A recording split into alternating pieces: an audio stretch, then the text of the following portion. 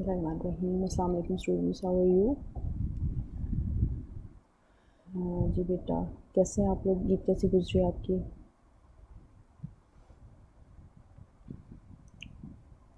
Let's start our next lecture. आज बेटा हम फर्स्ट चैप्टर कवर कर लेंगे इंशाल्लाह, the basic operations of a computer.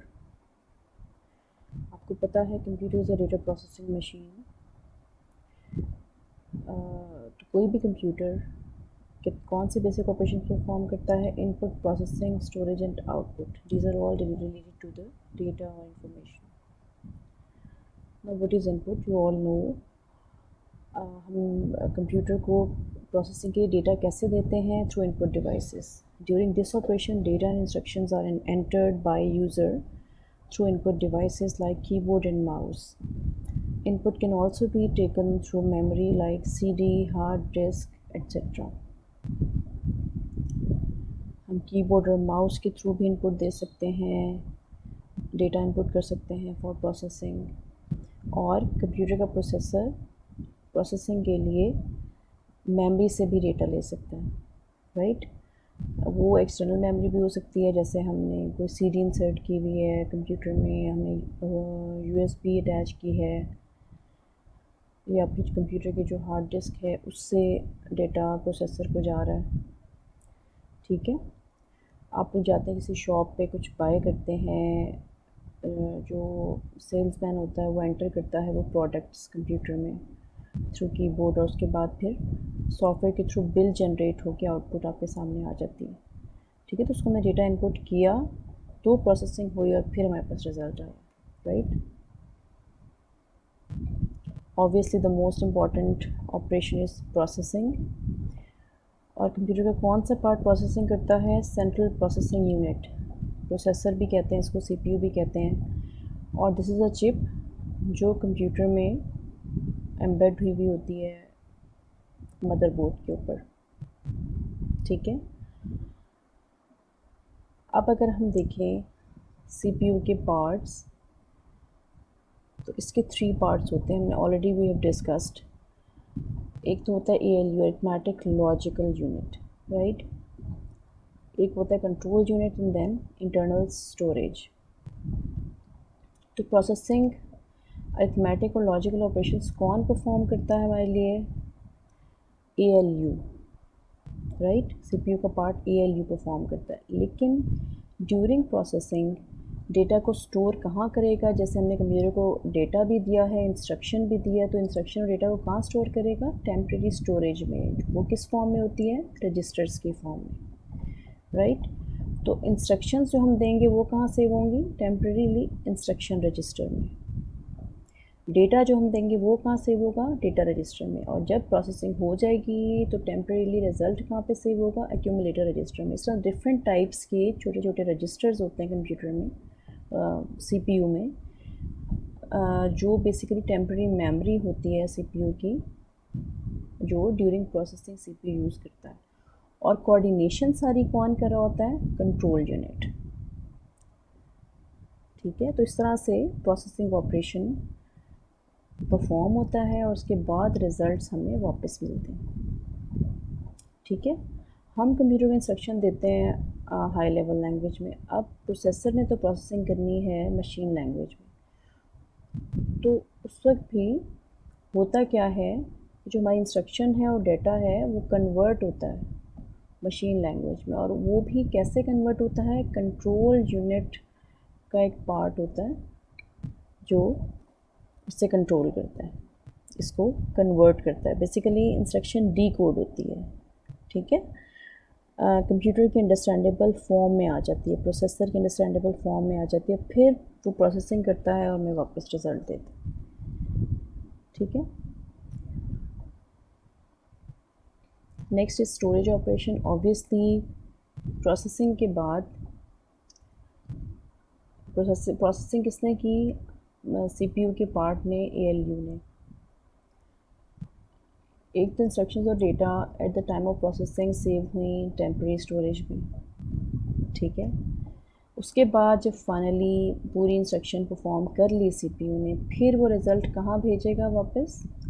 ये अब देखिए एरो, स्टोरेज यूनिट में, मीन्स स्टोरेज डिवाइस को भेजेगा, तो हमारा रिज़ल्ट स्टोर हो जाएगा। सबसे पहले कहाँ सेव होगा? रैम में, ठीक है। और उसके बाद अगर हम उसको सेव करना चाहें कंप्यूटर में तो हम हार्ड डिस्क पे सेव कर सकते हैं, परमानेंटली सेव हो जाएगा। अगर हमें चाहिए रिज़ल्ट्स तो हम आउटपुट डिवाइस के थ्रू स्क्रीन पे रिज़ल्ट को व्यू कर सकते हैं, या उसको किसी और आउटपुट डिवाइस के थ्रू, जैसे प्रिंटर है उसके थ्रू प्रिंट कर सकते हैं, राइट। तो आफ्टर प्रोसेसिंग रिज़ल्ट्स कहाँ जाते हैं? स्टोरेज डिवाइसेस के पास। तो this is done, this operation is called storage operation. Next is output operation. Obviously results जब हम कंप्यूटर प्रोसेसिंग कर लेता है तो हमें रिज़ल्ट्स चाहिए होते हैं। वो रिज़ल्ट्स हमारे तक कैसे पहुँचेंगे? आउटपुट डिवाइसेस के थ्रू, या फिर हम रिज़ल्ट्स को मेमोरी में सेव भी कर सकते हैं। तो दिस इज़ कॉल्ड, हम आउटपुट लेना ऑपरेशन प्रोसेसर से, this is called output operation. Very simple topic. Computer software आपको सबको पता है। What is a computer software? All the computer programs are softwares, and a program is a set of step-by-step instructions given to the computer to perform a specific task. और वो set of instructions हम कैसे computer को देते हैं, हम कैसे एक सॉफ्टवेयर की फॉर्म में देते हैं, और सॉफ्टवेयर कैसे बनता है? यूजिंग एनी प्रोग्रामिंग लैंग्वेज, ठीक है। हम कोई लैंग्वेज कंप्यूटर पे इंस्टॉल करते हैं, उस लैंग्वेज में प्रोग्रामिंग करते हैं, फिर हम उस सॉफ्टवेयर को कंप्यूटर उसको रन करते हैं, फिर उस सॉफ्टवेयर के थ्रू हम कंप्यूटर से इंटरेक्ट करते हैं, और कंप्यूटर हमारी इंस्ट्रक्शंस के अकॉर्डिंग डेटा को प्रोसेस करते हैं, राइट। सॉफ्टवेयर की मेन टाइप्स दो हैं, system software and application software. हम ऑलरेडी बहुत डिटेल में डिस्कस कर चुके हैं पिछली क्लासेस में ये सब चीज़ें। अच्छा जी, what is system software basically? System software is a collection of programs which makes use of computer easy and efficient, which makes computer available for us to work on. Types of system software कौन सी हैं? Operating system, device drivers, utility programs and language translators। ठीक है, सबसे पहले देखते हैं operating system. Operating system basically is the most important system software। आपने देखा होगा मोबाइल फ़ोन्स पे भी, अगर आपके पास आईफोन है तो उस पर एप्पल का ऑपरेटिंग सिस्टम होता है जिसके थ्रू आप अपने मोबाइल को यूज़ करती हैं। अदरवाइज़ दूसरे मोबाइल्स पे एंड्रॉयड ऑपरेटिंग सिस्टम होता है। कंप्यूटर्स की बात करें तो आप विंडोज़ का कोई वर्जन इंस्टॉल करती हैं, आप कंप्यूटर को बाय करती हैं तो वो खाली होता है, आप सबसे पहले क्या इंस्टॉल करती हैं? उस पर operating system. Normally Windows install करते हैं हम लोग, ठीक है। तो वो ऑपरेटिंग सिस्टम जो है वो आपको, आपकी और कंप्यूटर के बीच में इंटरफेस होता है, वो आपको अलाउ करता है कि आप कंप्यूटर हार्डवेयर को यूज़ करें, उस पर फर्दर और सॉफ्टवेयर इंस्टॉल करें और कंप्यूटर को यूज़ करें, ठीक है। So an operating system is a system software responsible for the management and coordination of all the activities done by a computer system. Computer पे आप जो कुछ करते हैं सबकी कोऑर्डिनेशन मैनेजमेंट कौन करता है? Operating system. Without operating system आप कंप्यूटर को यूज़ नहीं कर सकती। Now most common responsibilities of operating system are: it loads programs into the main memory and executes them। आप जब कंप्यूटर को स्विच ऑन करती हैं तो it takes some time. Why it takes some time? क्योंकि सारा डेटा हार्ड डिस्क पर save होता है जब हमने कंप्यूटर को स्विच ऑफ किया हुआ होता है। जैसे स्विच ऑन करते हैं तो सबसे पहले ऑपरेटिंग सिस्टम मेन मेमोरी में, मीन्स रैम में शिफ्ट होता है हार्ड डिस्क से। उसके बाद और हमारे रिक्वायर्ड जो भी हम फाइल्स ओपन करना चाहें वो फाइल्स रैम में शिफ्ट होती हैं और फिर हमारे सामने डिस्प्ले होती हैं। तो ये वाला काम हमारे लिए कौन करता है? ऑपरेटिंग सिस्टम करता है, ठीक है। It controls the operation of input output and storage devices. Computer में डिवाइसेस होती हैं, इनपुट आउटपुट डिवाइसेस भी, स्टोरेज डिवाइसेस भी हमारे यूज़ के लिए। अब किस वक्त प्रोसेसर को या यूज़र को कौन सी डिवाइस असाइन होगी, उसकी मैनेजमेंट सब कुछ कौन करता है? हमारे लिए ऑपरेटिंग सिस्टम करता है। Right. Then it manages files and folders. हम हार्ड डिस्क पे फाइल सेव करते हैं, अब वो किस लोकेशन पे सेव होनी है, कौन मैनेज करेगा हमारे लिए, operating system, right. It allows to create password to protect computer from unauthorised access. हम through operating system passwords apply कर सकते हैं अपने कंप्यूटर पे। ये भी हमारे लिए कौन करता है, किसके थ्रू हम करते हैं ये काम, ऑपरेटिंग सिस्टम के through. Next, it detects hardware failure and gives message to fix it. हम काम कर रहे होते हैं कंप्यूटर पे तो हमें मैसेज आता है कि ये वाली डिवाइस प्रॉपर्ली प्लग इन नहीं हुई, प्रॉपर्ली वर्क नहीं कर रही, तो हमें हार्डवेयर फेलियर की इंफॉर्मेशन भी मैसेज कौन करता है, हमें ऑपरेटिंग सिस्टम। बेसिकली सारी एक्टिविटीज़ को कोऑर्डिनेट और मैनेज कर रहा होता है ये जब हम कंप्यूटर पे काम करते हैं, ठीक है।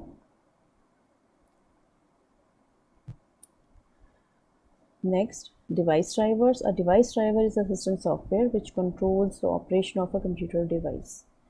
When user attaches a device, for example printer or scanner, to their computer, they have to install its driver also to make it functional. अब डिवाइस ड्राइवर क्या होता है, जैसे हमारी आप गाड़ी का ड्राइवर होता है या बस का ड्राइवर होता है, उसके बगैर बस नहीं चल सकती, ठीक है, वो उसको चलाता है। इसी तरह से एक डिवाइस जो एक हार्डवेयर है जिसको हमने कंप्यूटर के साथ अटैच किया है, हमारा कंप्यूटर उस डिवाइस के साथ कैसे इंटरेक्ट करेगा या हम उस डिवाइस को कैसे एक्सेस करेंगे, हम इस सॉफ्टवेयर के थ्रू उस डिवाइस को एक्सेस करते हैं, राइट। तो डिवाइस के हर किसी भी डिवाइस के लिए डिवाइस ड्राइवर सॉफ्टवेयर होना मस्ट होता है, ठीक है। आजकल तो ऐसा है कि जो भी हम डिवाइसेस कंप्यूटर के साथ अटैच करते हैं ऑटोमेटिकली इंटरनेट से डाउनलोड हो जाता है, उसका डिवाइस ड्राइवर ही और खुद ही से इंस्टॉल हो जाता है, ठीक है। जैसे विंडोज़ 10 है, इसमें तो हमारे बहुत ज़्यादा हमारे पास फैसिलिटीज़ हैं। हम कोई भी नई डिवाइस अटैच करते हैं तो वो ऑटोमेटिकली डिटेक्ट कर लेती है उस डिवाइस को और उसका ड्राइवर जो है नेट से खुद ही से इंस्टॉल कर लेती है और हमारे लिए अवेलेबल होता है। लेकिन डिवाइस ड्राइवर के बगैर डिवाइस को हम यूज़ नहीं कर सकते, किसी भी डिवाइस को, right. Next, utility programmes.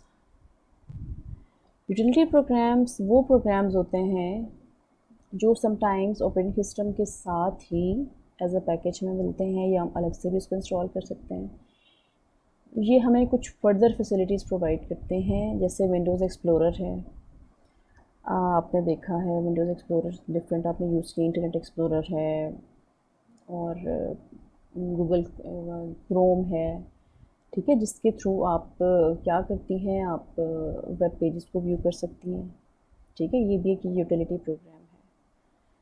Then हमारे पास कुछ बैकअप यूटिलिटी प्रोग्राम्स भी, सॉफ्टवेयर प्रोग्राम कह लें या सॉफ्टवेयर्स भी होते हैं, ठीक है, जो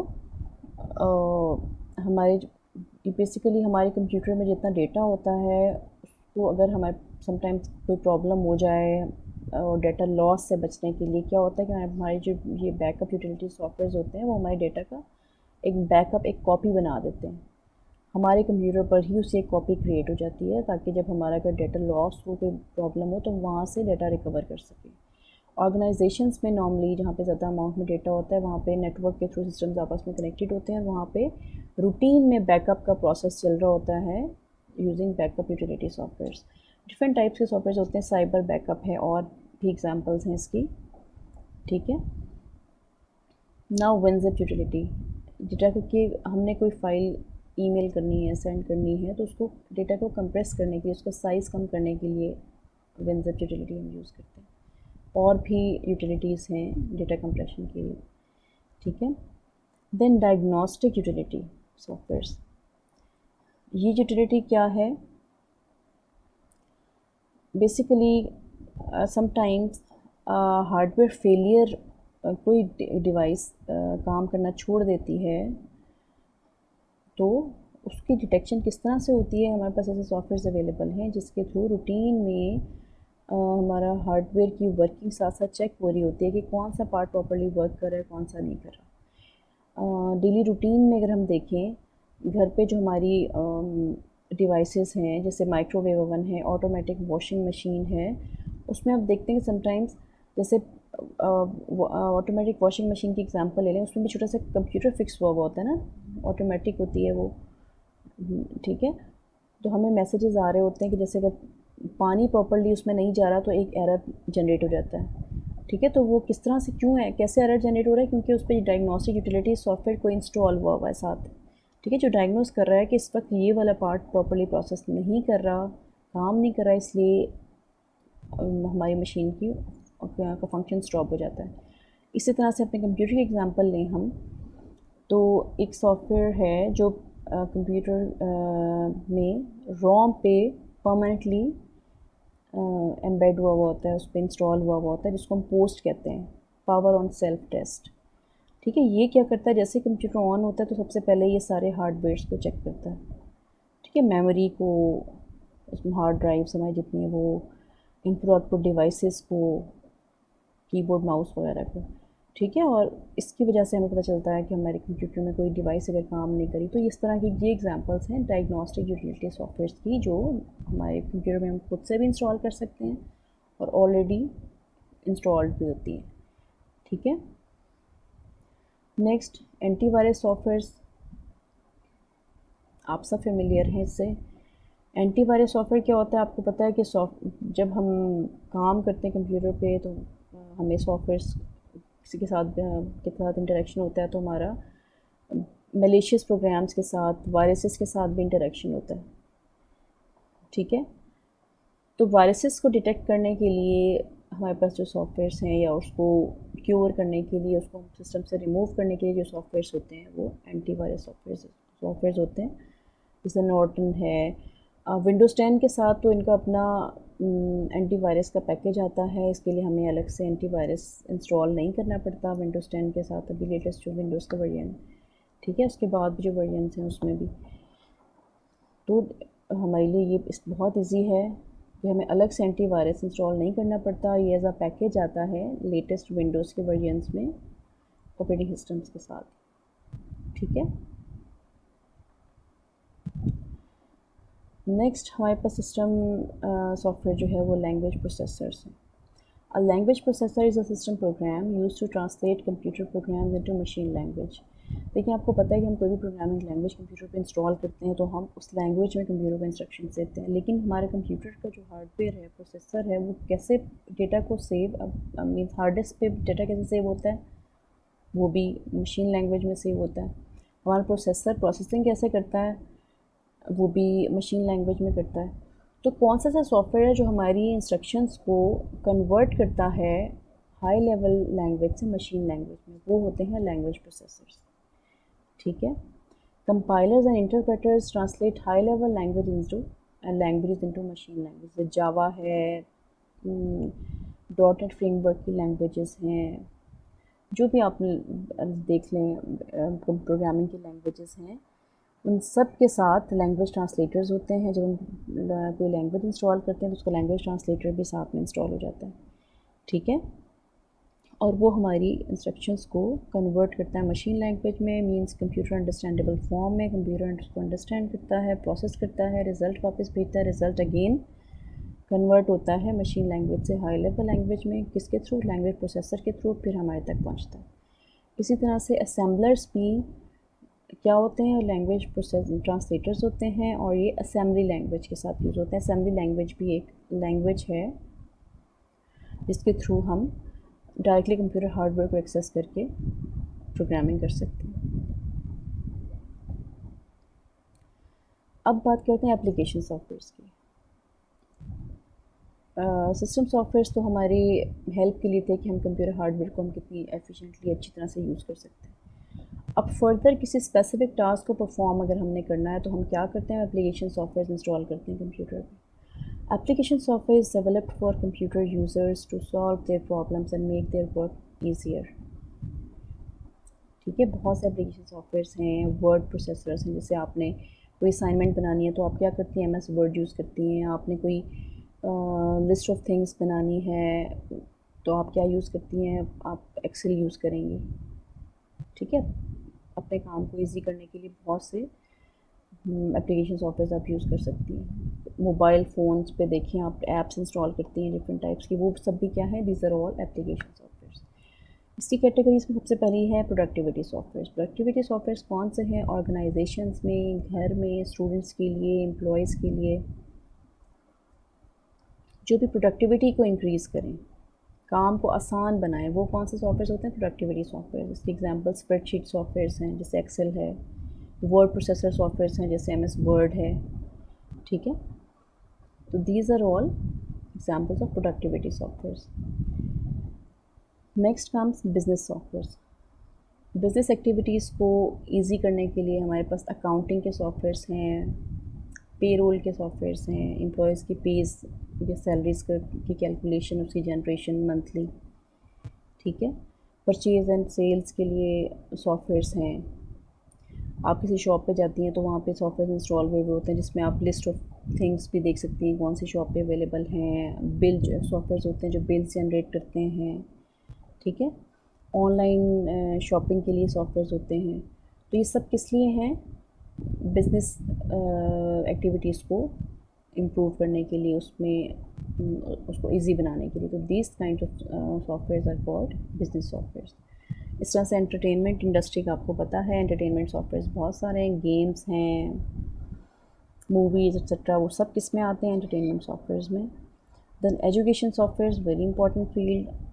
अभी आप लोग व्यू कर रही हैं लेक्चर, ठीक है। तो ये भी बेसिकली क्या है कि आजकल एजुकेशन सॉफ्टवेयर्स को यूज़ करके ऑनलाइन स्टडीज़ चल रही हैं आजकल during this pandemic. Education softwares की और एग्जांपल मैं आपको दूँ, टाइपिंग ट्यूटर्स हैं, और गूगल ने हमें बहुत अच्छा सूट प्रोवाइड किया हुआ है, गूगल क्लासरूम, गूगल मीट। अभी हम आपका एग्ज़ाम होपफुली गूगल फॉर्म्स के थ्रू होगा। तो इस तरह के सॉफ्टवेयर्स जो हेल्प आउट करते हैं एजुकेशन पर्पस के लिए, ये सब these are education softwares. Now what are the types of softwares with respect to accessibility for users. Users उसको अगर एक्सेस करना चाहें किसी सॉफ्टवेयर को, उसके पॉइंट ऑफ व्यू से हम कैसे कैटेगराइज करते हैं सॉफ्टवेयर्स को। First category is open source software.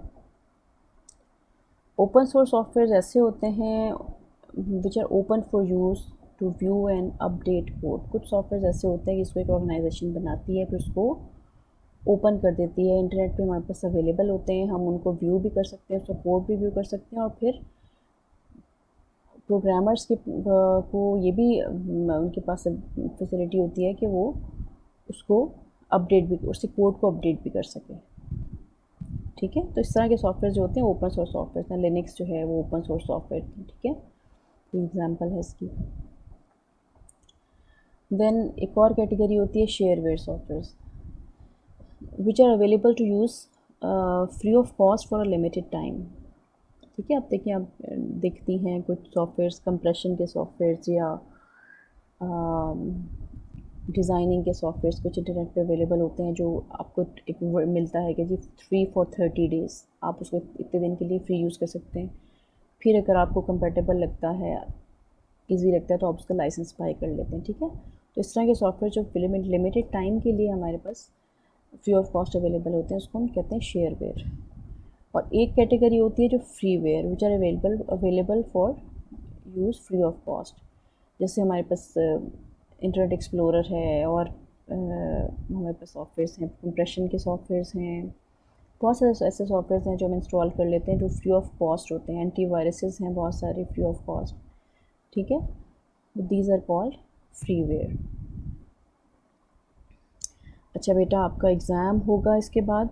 First chapter हमारा कंप्लीट हो गया है, कंप्लीट फर्स्ट चैप्टर ही आएगा एग्ज़ाम में।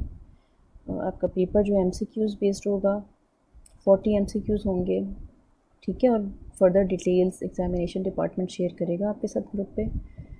चैप्टर को प्रॉपर्ली पढ़ लें, कोई प्रॉब्लम हो तो मुझसे डिस्कस कर लें, ठीक है। Thank you.